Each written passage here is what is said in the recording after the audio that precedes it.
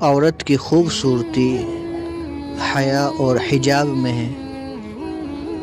پردہ نظر کا ہوتا ہے، اسی سوچ نے آدھی انسانیت کو برہنہ کر دیا۔ حجاب آپ کی شناخت چھپاتا نہیں بلکہ ظاہر کرتا ہے کہ آپ باعزت خاندان سے تعلق رکھنے والی ایک مسلمان خاتون ہیں۔ ہر کوئی اپنے لیے تو جی سکتا ہے، دوسروں کے لیے جینا سیکھو۔